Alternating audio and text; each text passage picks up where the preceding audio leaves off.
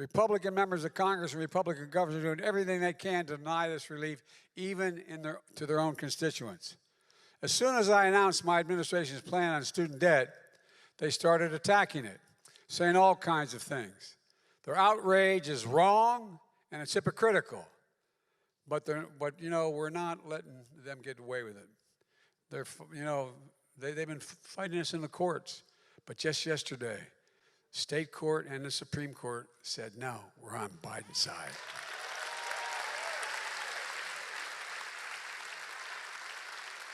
I will never apologize for helping working and middle-class Americans as they recover from the pandemic, especially not to the same Republicans officials who voted for a $2 trillion tax cut that mainly benefited the wealthy Americans and the biggest corporations that wasn't paid for and racked up our deficit.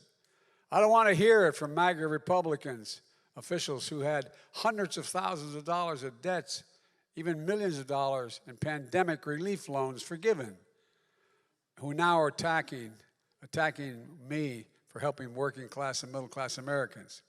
My team at the White House posted a video of this, folks, online. You should check it out. Marjorie Taylor Greene, she and her husband got $180,000 in business loans forgiven from the PPP program. She said it's completely unfair for us to forgive student loans for working and middle class Americans. Representative Vern Buchanan of Florida said our plan was reckless. Guess how much he got in that program forgiven? $2,300,000. This is not a joke. Can't make this stuff up. Republican governors wrote me a letter saying this relief only helps the elite few. You all know you're the elite few? I knew you were really special, but I know you're the elite few. I'm serious.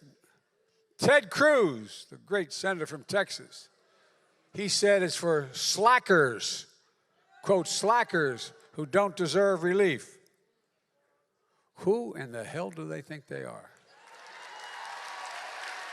I mean it. But the state where Republican officials say we can afford student relief, that's because the first 2 years of my administration, that's because of the historic deficit reduction, the very deficit reduction the Republicans voted against. This morning, my administration announced that this year the deficit fell. The federal deficit fell by $1.4 trillion just this year. The largest one-year drop in all of American history, $1.4 trillion. And it follows last year's historic drop in the deficit of $350 billion.